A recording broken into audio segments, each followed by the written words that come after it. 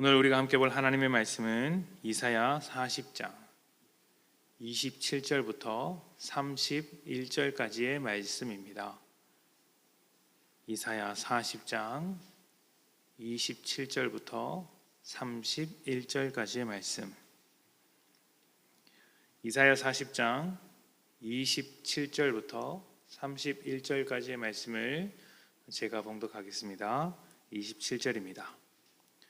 야곱아, 어찌하여 내가 말하며 이스라엘아, 내가 이르기를 내 길은 여호와께 숨겨졌으며 내 송사는 내 하나님에게서 벗어난다 하느냐? 너는 알지 못하였느냐? 듣지 못하였느냐? 영원하신 하나님 여호와, 땅 끝까지 창조하신 이는 피곤치 않으시며 곤비하지 않으시며 명철이 한이 없으시며 피곤한 자에게는 능력을 주시며 무능한 자에게는 힘을 더하시나니 소년이라도 피곤하며 곤비하며 장정이라도 넘어지며 쓰러지되 오직 여호와를 앙망하는 자는 새 힘을 얻으리니 독수리가 날개치며 올라감 같을 것이요 다른 박질하여도 곤비하지 아니하겠고 걸어가도 피곤하지 아니하리로다. 아멘. 누구나 살면서 한 번쯤 큰 어려움을 겪습니다. 기대했던 시험이나 사업이 잘 되지 않거나 친했던 친구로부터 배신을 당하거나 또 사랑하는 가족이 큰 병에 걸리거나 죽음을 너무 일찍 급작스럽게 맞이하는 것과 같은 그러한 어려움들을 만나게 되면 우리는 우리가 살아가는 인생을 돌아보게 됩니다. 그때 누구 하나 속상한 마음을 알아주지 않아서 인생이 참 외롭다고 느껴질 때가 많이 있습니다. 안 풀리는 현실을 놓고 막 원망하고 싶은데 처음에는 남 탓을 하다가 결국에는 자기 탓을 하게 됩니다. 그러니 더 외로워지는 것이죠. 그래서 수많은 사람들의 결론이 인생은 혼자 사는 것이다 라고 말을 합니다. 혼자 살아가는 인생은 버림받은 것 같은 기분이 들 것입니다. 아니, 버림받은 것이 맞습니다. 냉정한 세상 속에서 다른 사람의 인생까지 책임지면서 사는 것이 좀처럼 쉬운 일은 아닐 것입니다. 그래서 우리는 자신을 챙기느라 남을 버리고 또 남에게 자신을 맡기려 하지도 않습니다.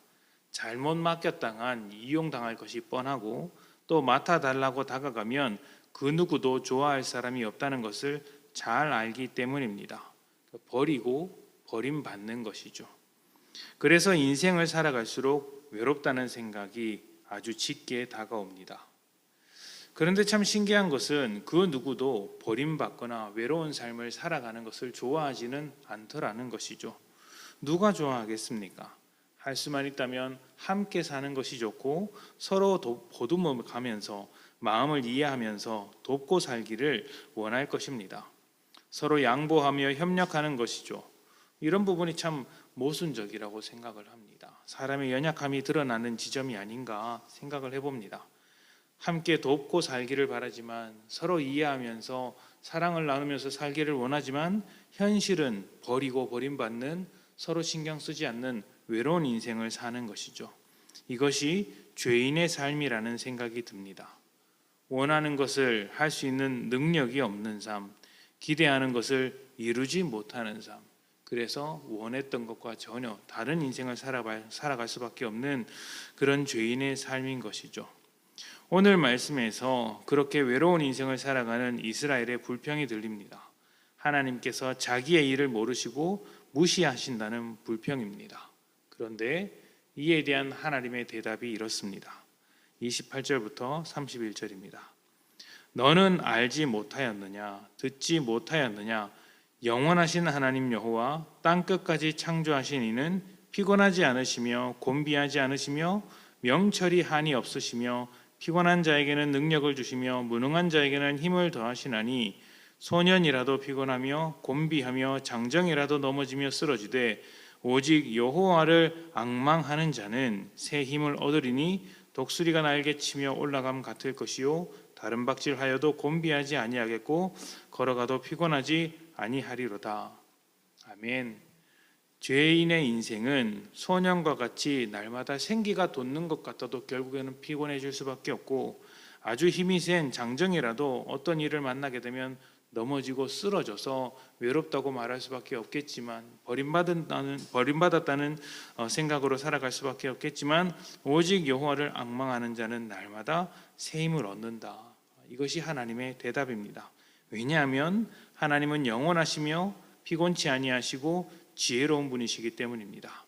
그런 하나님께서 필요하다면 우리에게 능력과 힘을 주실 것이고, 어려운 일이 겹쳐서 혼자 살아가는 것 같을 때 우리 곁에서 함께 하시는 하나님이 늘 다가와 주셔서 또 우리에게 새로운 능력과 힘을 더하시기 때문에 우리가 인생을 살아가면서 이러한 하나님을 기억하는 것은 매우 중요하다고 할 수 있습니다. 하나님은 우리를 버려두지 않으시고 책임지시며 인도하시는 분이십니다. 변하지 않으시는 분이시죠. 우리가 하나님을 생각하지 못할 때도 우리를 변함없이 이끌어주고 계시다. 이것이 오늘 성경의 답변입니다. 지독하게 어렵고 외로운 길을 걷고 있다면 그것은 하나님께서 우리를 돌보지 않아서가 아닙니다. 우리의 인생을 외면해서가 아닙니다. 사랑이 없어서도 아니고 손이 짧아서도 아니며 능력이 없어서도 아닙니다. 다만 하나님의 계획 속에서 이런 모든 일들이 우리에게 필요한 일이기 때문에 허락하시는 것이죠. 아니면 우리에게 일어난 이런 어려움들을 통해서 우리에게 하시고자 하는 일들이 있어서 잠깐 인내의 시간을 주신 것이죠. 우리에게 필요한 것은 상황에 휘둘려 믿음을 잃어버리는 것이 아니라 그 상황을 넘어서서 하나님을 신뢰하고 앙망하는 것입니다. 하나님의 능력을 기대하고 그의 일하심을 기다리는 것이죠.